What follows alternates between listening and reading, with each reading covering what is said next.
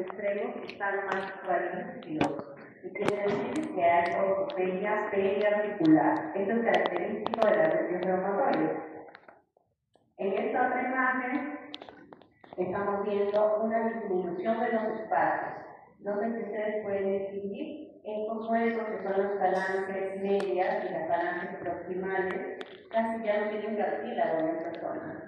Es un estrechamiento del espacio articular o disminución del espacio articular de tipo simétrico. ¿Por qué simétrico? Porque la artrosis también nos puede ocasionar una disminución de espacio, porque obviamente hay un daño de cartílago, pero en el caso de la artrosis es asimétrico. En el caso de la artritis reumatoide es simétrico o difuso, como vemos acá. En esta otra imagen ya vemos pues una mano bastante, donde nosotros hablamos de daño articular, ¿no? Vemos osteopenia periarticular, un hueso translúcido alrededor de las articulaciones, vemos subluxación. Esta subluxación tiene un nombre, es asfixiación cubital, ¿no? Cubital, ¿por qué? Porque se va hacia el lado del punto. Es una subluxación de esta articulación que vemos acá. Obviamente esta ya no es una mano nada funcional, pues, ¿no? Bien, les presento este diagrama porque va a ser importante resaltar algo. Esta es una articulación, digamos, esta puede ser una falange media y una falange proximal. Esta es la articulación, vemos que hay una cápsula articular, la membrana sinovial, en este lugar es donde podemos ver la presencia de líquido sinovial, lo que es el rojito. Y esta pequeña línea celeste que vemos acá, que recubre ambas estructuras, hasta cierto punto es el cartílago articular. Entonces, cuando nosotros tenemos una inflamación crónica de una articulación, sucede que el cartílago es la primera estructura que empieza a dañarse. Pero hay una zona, y el cartílago puede proteger hasta cierto punto esta articulación. Pero ya cuando la inflamación es crónica, puede llegar a invadir, este tejido inflamado puede empezar a dañar esta zona. Esta zona de acá no está recubierta por cartílago, como pueden ver ustedes. Entonces, esta es la zona desnuda de la articulación. ¿Y por qué es importante saber esto? Porque esta zona desnuda es la zona que suele erosionarse, porque no hay recubrimiento de cartílago, como ven acá. ¿Ven? Son como lesiones en sacabocado, son erosiones de la corteza en estas estructuras. Esto lo vamos a ver en varias imágenes, pero es para tratar de explicar por qué estas son las zonas más proclives a erosionarse. ¿Y por qué es importante conocer las erosiones? Porque nosotros, una vez que identificamos a un paciente y diagnosticamos a un paciente con artritis reumatoide, la presencia de basta una erosión o una radiografía al momento del diagnóstico, pues nos habla de pronóstico, ¿no? Definitivamente el pronóstico no va a ser bueno, porque ya debuta con erosiones. Bien.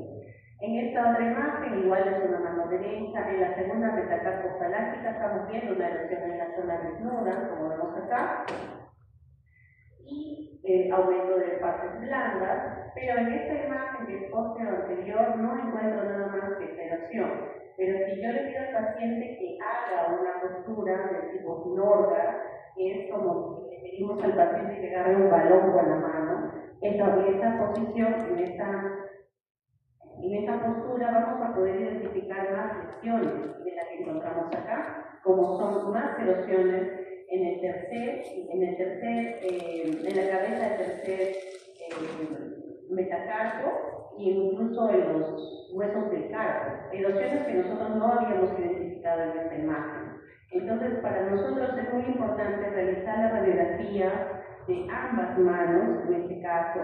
Si nosotros sospechamos que hay artritis de codo, yo pido de ambos codos, así al paciente solamente le duela un lado del cuerpo, ¿no? Y ese suele ser un error que a veces algunas personas cometemos. Al paciente le duele solamente un lado y le pedimos solo ese lado. Siempre debemos hacer un estudio comparativo y de varias incidencias en lo posible, ¿no? Porque aquí podemos captar datos que no teníamos acá. Entonces vemos más erosiones en esta nueva postura, ¿no? Que se llama Norda. Por acá creo que está Norda. Esta está. Esta es otra vista que a nosotros al menos nos importa mucho para identificar erosiones. En esta otra imagen, bueno, es bilateral, es comparativo. ¿Qué acá? Estamos viendo aumento de partes blandas, erosiones. ¿Y qué vemos acá en las muñecas? ¿Alguien podría decirme qué ven en las muñecas bilaterales?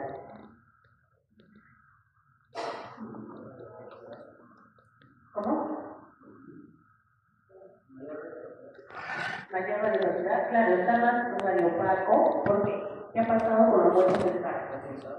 Ya han fusionado, ¿no? Acá yo no puedo distinguir ningún hueso del carpo, se han hecho prácticamente uno solo. Se han fusionado los huesos del carpo con los metacarpos y con la parte inferior con el carpo metacarpo. Es decir, el paciente, yo viendo esta radiografía puedo asumir que el paciente ya no hace una infección ni extensión de la muñeca, simplemente ha habido un bloqueo articular. Este obviamente es un daño ya crónico, una artritis inflamatoria crónica de muchos años, probablemente sin tratamiento. ¿Qué más podemos ver acá? Una subluxación, ¿no? Del cuarto metafalágico proximal, vemos erosiones, vemos también disminución de los espacios articulares, queda muy poco cartílago.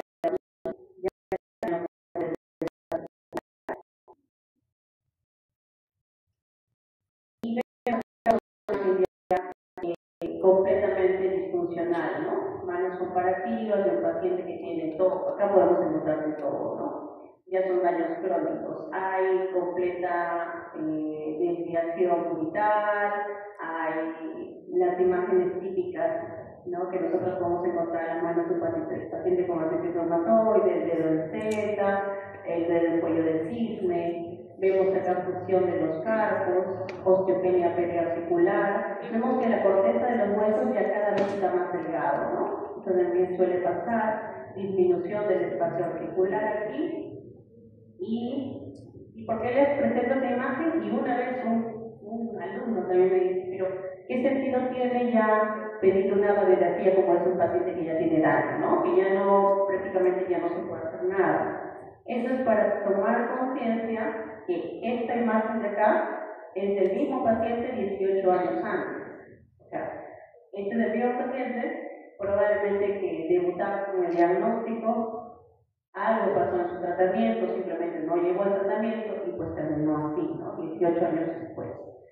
Y considerando que la artritis reumatoide debuta en edades a veces jóvenes o en personas adultas jóvenes, entonces va a llegar el paciente a tener las manos que estamos viendo en la otra imagen, si es que no, pues, no acude a los controles o no recibe tratamiento adecuado. Ya. Aún así, 18 años antes, vemos que ya había fusión de los carpos, pero todavía había preservación de los espacios articulares, había algo de osteopenia y ya empezaba a haber destrucción articular, como vemos acá, ¿no? En el tercer interfalángico proximal. Pero quizás podríamos haber detenido un poco la progresión de la enfermedad, que es el objetivo del tratamiento. El tratamiento que nosotros damos no es para curar enfermedades, porque estas enfermedades simplemente no tienen cura, pero sí detenemos la progresión o enlentecemos la progresión. Ya. En esta otra imagen vemos una imagen, son unas muñecas, ¿ya? Bueno, es una imagen aumentada, vemos acá la apófisis de estiloides del cúbito, vemos una pequeña erosión, y acá una erosión en el escafoide también, pero muy pequeñita, ¿no? Claro que para encontrar estos pequeños hallazgos pues hay que tener bastante experiencia viendo imágenes. Lo que sí es más frecuente encontrar pues son las erosiones o daño articular.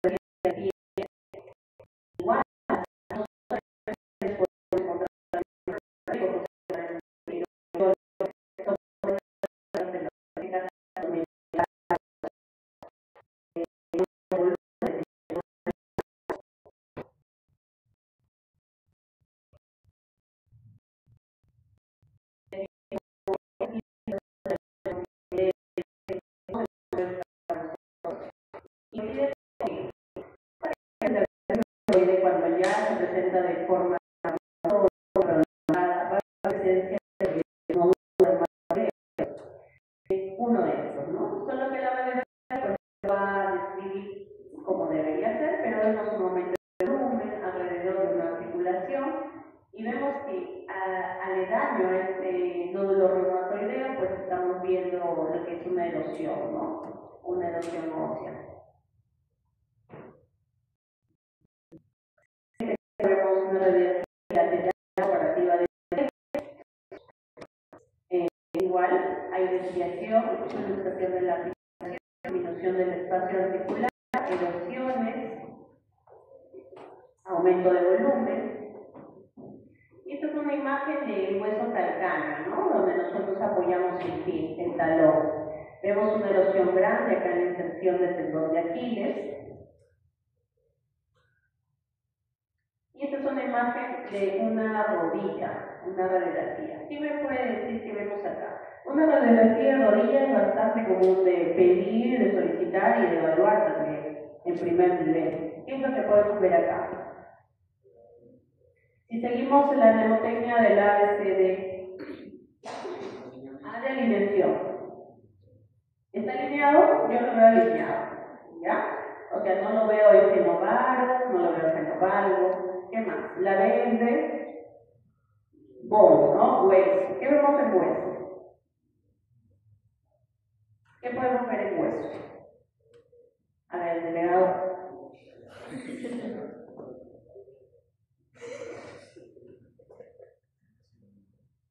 ¿Qué ves en hueso? Ya el espacio, pero el espacio estaríamos en cartílago, ¿no? Pero antes en hueso, radiopacidad acá, ¿no? Puede ser acá, ajá. Esclerosis subcondral, ¿no? Esclerosis subcondral, acá vemos una línea más radiopaca, acá también. ¿Qué más? Bueno, no vemos fisuras, no veo mucha osteopenia, no veo fracturas. Esto, quizás un osteopito por acá, ¿no? Probablemente yo voy a empezar con artrosis, pero lo que predomina acá es la letra C, cartílago, casi ya no hay cartílago. Podríamos decir que esta puede ser una imagen de una persona que está haciendo artrosis secundaria a la artritis, ¿no? La inflamación crónica va a dañar cartílago, posteriormente hueso, y pues vamos a tener un bloqueo de esa articulación. Y en esta otra flequita vemos una imagen un poco más radiolúcida por encima de la patela o de la rótula. ¿Qué puede significar que hay? ¿Qué hay en esa zona? Líquido, ¿no? Líquido articular, o sea, efusión articular. Ya. Esta es una imagen similar, es comparativa, siempre acostumbran a pedir imágenes comparativas, al menos radiográficas. Disminución simétrica del cartílago, que es característico de la artritis. ¿Por qué les digo esto? Porque esta podría confundirse, podríamos decir, es un paciente que tiene artrosis, porque ya no tiene cartílago. Pero la artrosis suele, digamos, disminuir el espesor del cartílago más en la zona media que en la zona lateral. En este caso es simétrico, ¿no? Hay una disminución de cartílago simétrico difuso en ambos compartimentos, en ambos lados. Entonces es un paciente que tiene artritis reumatoide con afectación pues, articular de rodilla. Bien, esto es en cuanto a una visión general de artritis reumatoide. Ahora vamos a pasar a otra. Antes de pasar a otra, ¿tienen alguna duda en cuanto a artritis reumatoide? ¿Imágenes? Doctora, o sea, la artritis reumatoide destruye el cartílago articular, ¿no? Claro. Y eso disminuye el espacio de articulación. Sí. Pero no debería ser al revés, porque si lo destruye es como que hay menos en el espacio, aumentaría el espacio. ¿Que aumentaría el espacio? No, porque primero empieza por el cartílago, destruye y luego afecta la funcionalidad, se reduce el espacio. Se reduce, no es que se reduce y ya no es funcional. O sea, al final también el hueso se fusiona, ¿no? Prácticamente sí. ¿Y eso es lo que le dicen anquilosis o no? Claro, la anquilosis es como una fusión, ¿no? Anquilosis articular, bloqueo articular, cuando ya no hay cartílago o ya no hay el líquido normal que debería haber en la rodilla que permita a modo de lubricación hacer los movimientos. Ya prácticamente. La anquilosis ya es un grado extremo, ¿no? Ya es un daño articular, bloqueo articular. ¿Alguna pregunta más? Sí. Usted mencionó de que es recomendable seguir ya votado, ¿verdad? Sí. Pero la artritis reumatoide como tal, ¿está dentro de la monoartritis o suele ser bilateral o cómo es? No, la artritis reumatoide suele ser poliarticular simétrico, principalmente articulaciones pequeñas, pero también articulaciones grandes. ¿Y su recomendación de pedir, digamos, es solo en artritis reumatoide o cualquiera de las? En realidad nosotros en reumatología pedimos todo. Si el paciente se queja un dolor de cadera, nosotros pedimos el otro lado, porque no podemos asumir que el otro lado está sano, ¿no? Pedimos los dos, o si no, también nos sirve para poder comparar una estructura normal y una estructura anormal o patológica. ¿Alguien más? Ya. Seguimos entonces con gota. Bueno, gota es una enfermedad metabólica. Nosotros cuando hablamos de gota pensamos en una persona adulta, varón, ese es nuestro perfil, ¿no? Una persona adulta, varón, con síndrome metabólico, probablemente obeso, hipertenso, diabético. Ese es nuestro prototipo. Ahora, pero pueden haber personas que salen de la, digamos, de la regla, ¿no? Una persona joven, delgada, que no tiene comorbilidades. Pero yo les digo por experiencia que la mayoría tienen estos factores de riesgo y este perfil.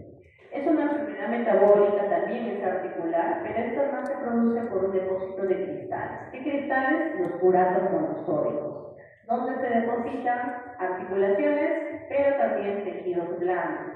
Y este depósito se conoce como el depósito de tejidos blandos en un paciente con gota, tópicos, ¿no? Esos son los famosos tópicos, que no suelen ser dolorosos, pero sí son a veces, digamos, si es un topo grande, puede bloquear una articulación, puede interferir con los movimientos y, digamos, de forma estética también puede incomodar al paciente, ¿no? Y hay grados de severidad también en cuanto a eso. Bien, ¿qué es lo que nosotros pensamos cuando hablamos de la gota? La podagra, ¿no? ¿Qué es la podagra? ¿Alguien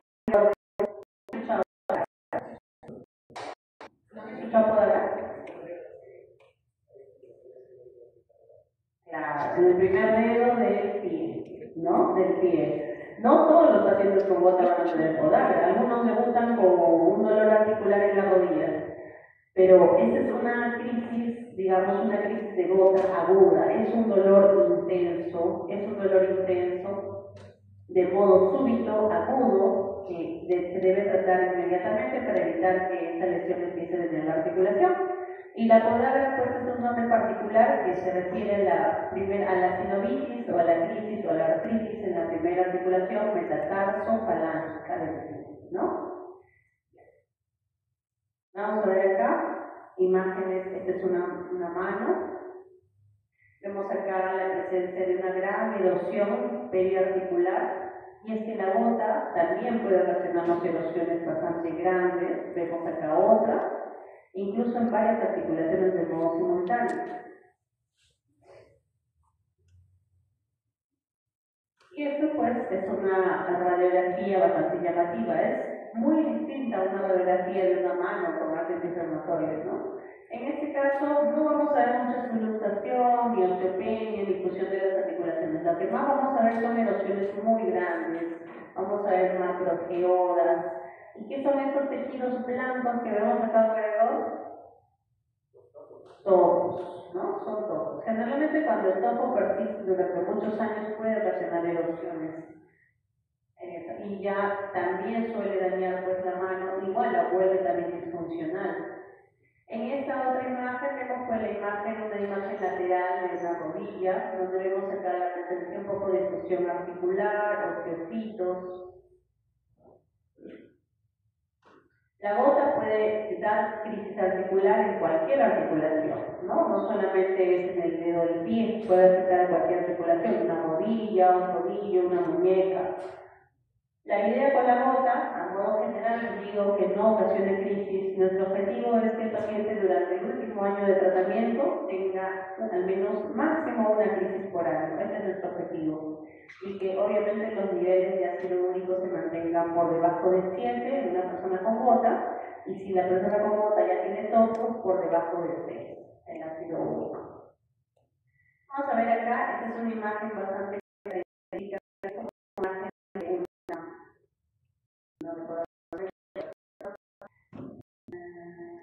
tiene un nombre característico como una herramienta, como una especie de hacha, ¿no? Es así, ovalada, vemos bastante esclerosis en los bordes, vemos aumento de volumen alrededor, y acá también, son de ojos subcutáneos y aledaños a eso vemos pues las erosiones. Similar a la otra mano que encontramos, igual, erosiones, topos, disminución de la densidad ósea. Probablemente este paciente haya tenido pues constantes crisis de podal, donde veamos una lesión acá ósea, no solamente de tejido blando. Similar. Todo esto está en las descripciones como para que ustedes lo puedan revisar luego.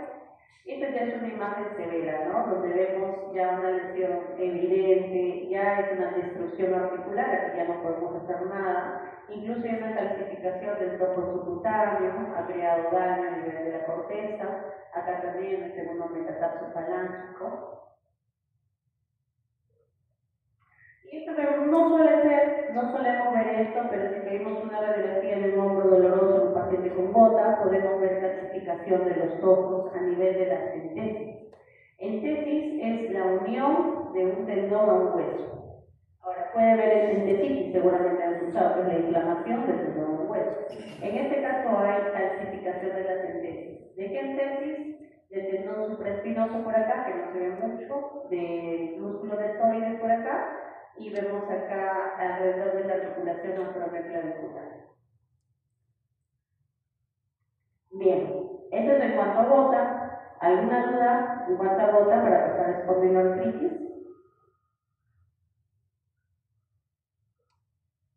¿Alguna duda de consulta?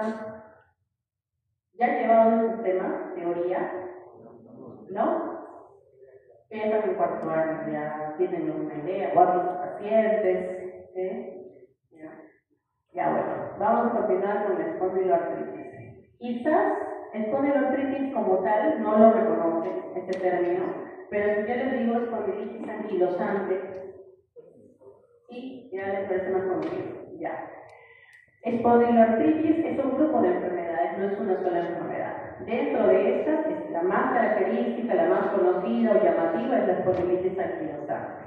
De por sí no es una enfermedad común, y así como en la bota vimos el prototipo del paciente totalmente obeso, con síndrome metabólico, con malos hábitos de alimentación, etc. En este caso el prototipo es un paciente más bien joven, como ustedes. O sea, ustedes son el prototipo de una persona que puede ser varón joven, que puede tener una espondiloartritis. ¿Y por qué espondiloartritis? Más de 3 meses de dolor de tipo inflamatorio a nivel lumbar, ¿no? Si alguno de ustedes tiene, por si acaso, preocúpense. ¿Por qué? Porque una persona joven, en edad de ustedes, no debería tener un dolor lumbar por más de 3 meses. No suele ser. Entonces, no es común, pero bueno, siempre es bueno tenerlo presente, porque muchos de estos casos se nos escapan de las manos. Lo podemos tratar como un lumbago crónico, antiinflamatorios, analgésicos, pero esta enfermedad puede evolucionar. Ahora, ¿qué significa espondiloartritis? Espóndilo, el término espóndilo, ¿a qué nos referimos? Vértebras, ¿no? Entonces es una enfermedad que principalmente puede afectar vértebras, lo que es la columna vertebral, pero también articulaciones como las sacroiliacas, que también vamos a ver a continuación, y articulaciones periféricas. Pero el término se ha quedado como espondiloartritis. Ya, lo que yo les decía acá, ¿no? Es un grupo de enfermedades. Les presento estas 4 enfermedades: la espondilitis anquilosante de la cabeza y una espondiloartritis axial no radiográfica que todavía no ha creado cambios a nivel de imágenes, pero está presente. La artropatía por enfermedad intestinal inflamatoria, personas que tienen diarreas crónicas sin ninguna causa conocida. Artritis reactiva posterior a una infección gastrointestinal, una infección urinaria o una enfermedad de transmisión sexual, empieza a ser artritis. O la artritis psoriásica, generalmente, pues, la artritis psoriásica antecede las manifestaciones manifestaciones cutáneas a las manifestaciones articulares. Y yo se los pongo así, se los agrupo porque la espondilitis anquilosante suele afectar el compromiso axial. Axial significa la columna vertebral, nada más. Mientras que el resto de espondiloartritis puede tener un compromiso periférico, o sea, no solamente axial, sino también, digamos, una rodilla, un tobillo, una muñeca, etc. Periférico. Es lo mismo que yo les he mencionado, la espondiloartritis lo clasificamos según el compromiso predominantemente axial, donde suele afectarse obviamente la columna, pero también las articulaciones sacroiliacas. Esto es importante que ustedes lo recuerden, porque esto va a determinar mucho nuestro diagnóstico.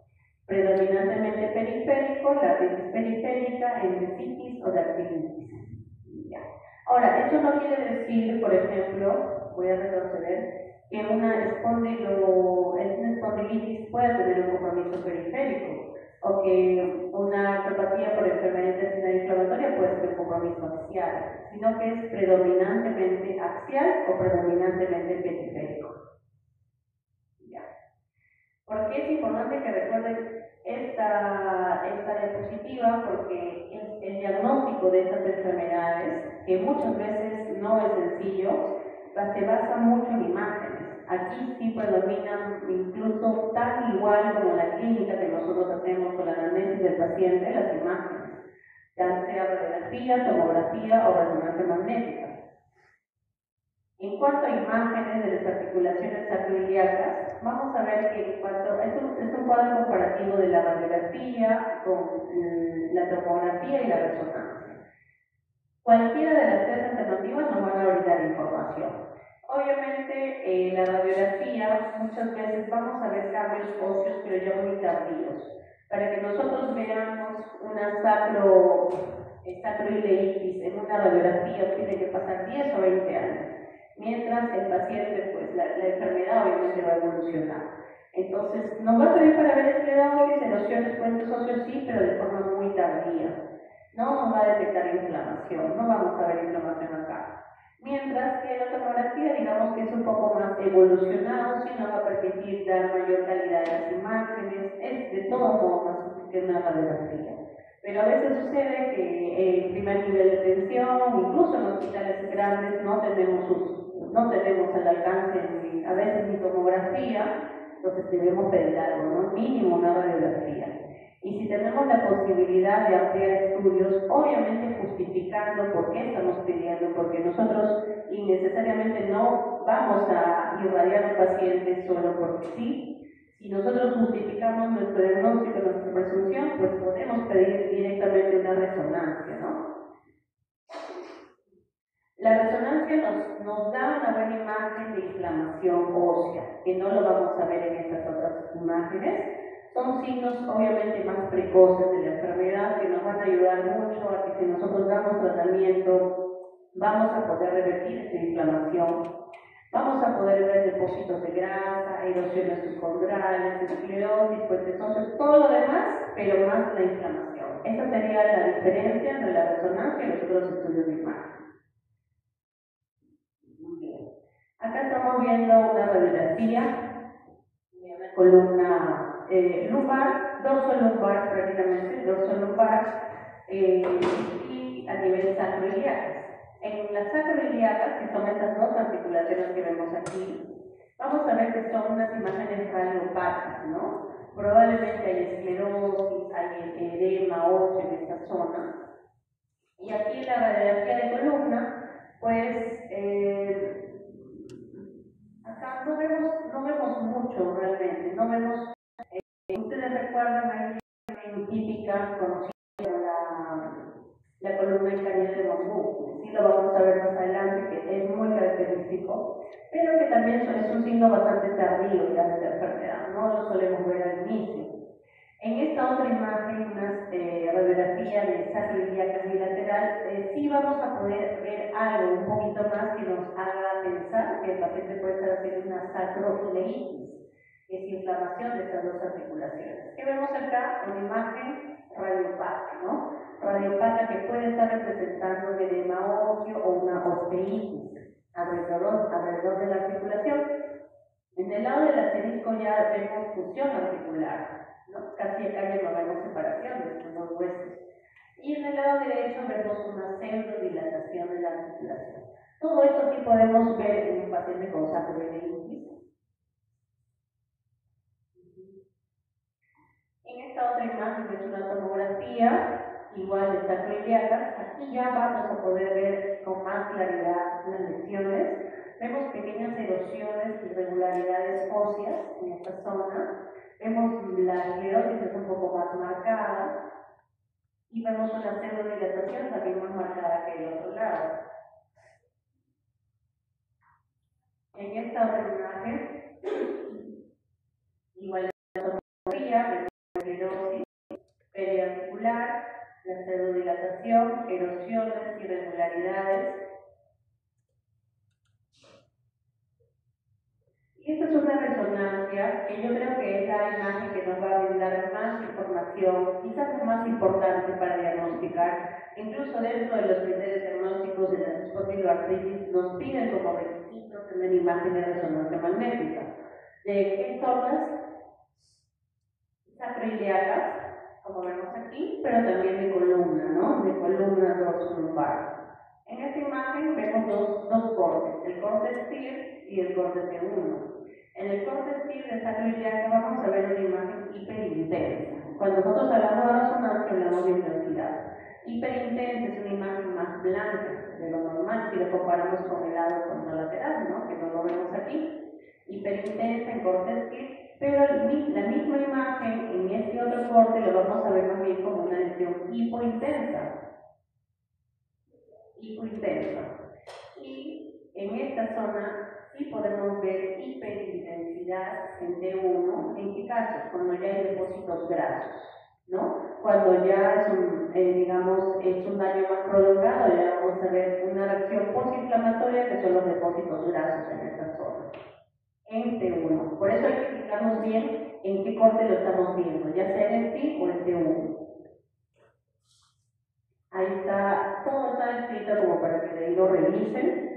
En esta otra, cuando decimos que es una resonancia magnética positiva para una sacroilitis, cuando vemos en al menos dos cortes consecutivos lesiones, o si no, cuando vemos en un solo corte al menos dos lesiones continuas. Esta es una resonancia magnética positiva para espondiloartritis axial.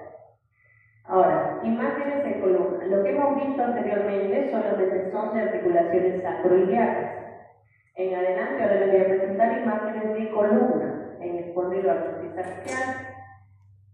Bien, la radiografía lo consideran el estándar de oro. ¿Por qué? Porque en columna nosotros vamos a ver más daño óseo, cambios óseos. Y los cambios óseos se ven muy bien en la radiografía. No vamos a detectar, como habíamos dicho en las sacroiliacas, inflamación. Más lo que vamos a ver son cambios óseos, osteodestructivos o proliferativos, ¿ya? Bien, en la resonancia, de todos modos, sigue siendo el más sensible para detectar lesiones inflamatorias y hallazgos de actividad. Espondilitis, inflamación de las facetas articulares y espondilodicitis. ¿Qué significa espondilodicitis? Espondilovértebra, dicitis, disco. Cuando ya hay inflamación de la vértebra y disco, ¿no? Disco intervertebral. En este caso, estamos viendo la radiografía, erosiones y sindesmofitos.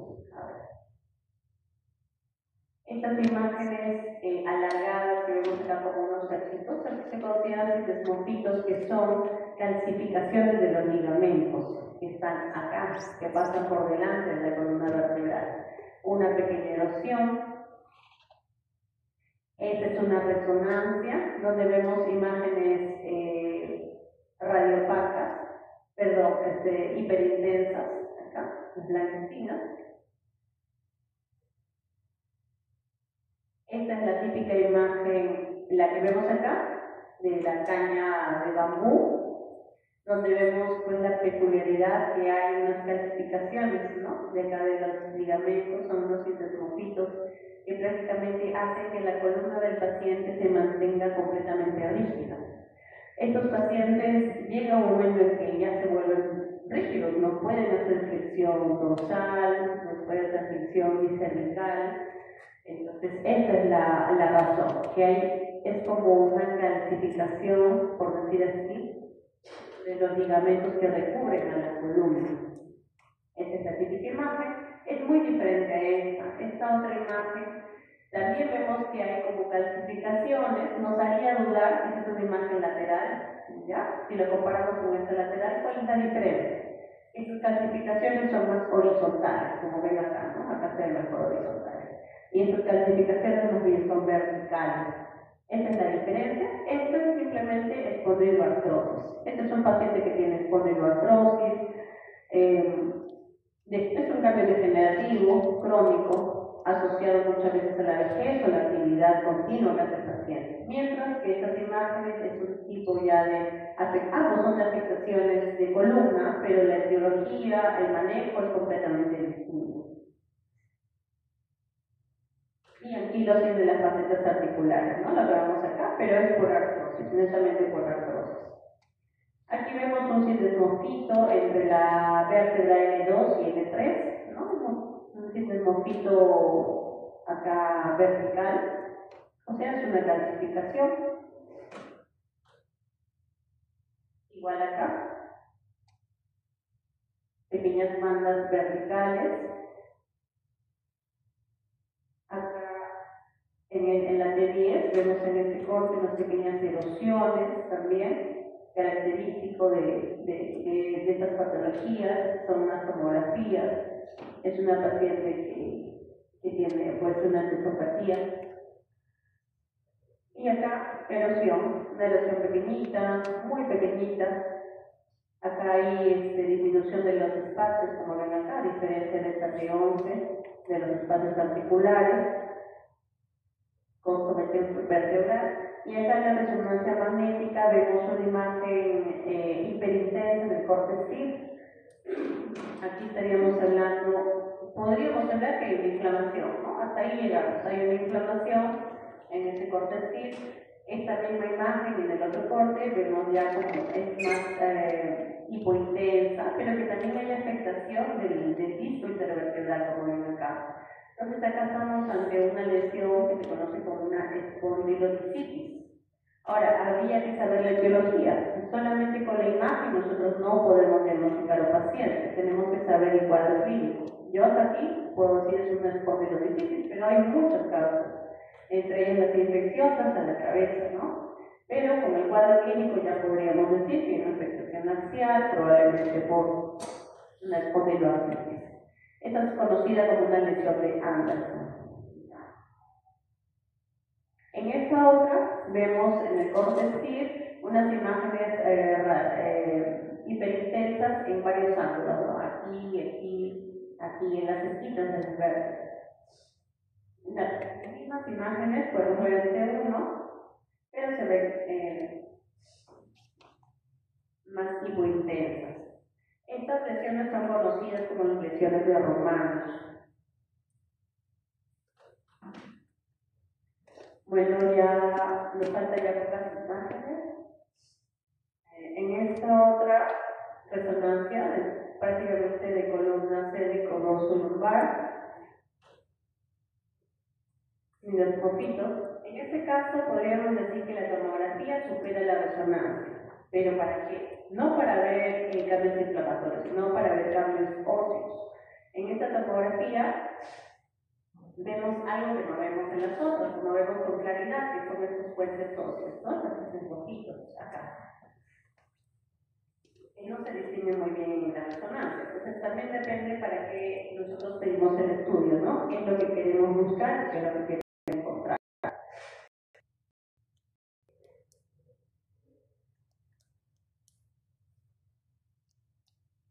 Bueno, eso sería todo. ¿Tienen alguna duda de esta última parte? Doctor, ¿esos cambios que mostró en columna eran por artritis o artrosis? Artritis. Pero es por artritis. O sea, no es artritis de artritis. Artritis significa inflamación de la articulación. Ahora hay un listado largo de artritis, ¿no? Para artritis, pues tenemos que hablar, clasificar a monoartritis, artritis, oligoartritis, poliartritis, según el número de articulaciones afectadas. Tenemos que ver si es una artritis simétrica, asimétrica, aditiva, o si es una artritis que afecta en este caso predominantemente columna, estamos hablando de espondiloartritis. Sacroiliacas también es espondiloartritis. En el caso de artritis reumatoide también es inflamación articular, pero que no suele afectar en realidad la columna, ¿no? Solo columna cervical sí, pero predominantemente es más periférico la artritis reumatoide. Espondiloartritis es un compromiso axial, columna vertebral y sacroiliacas. ¿Alguna pregunta más? ¿Todo bien? Ya pueden leer más.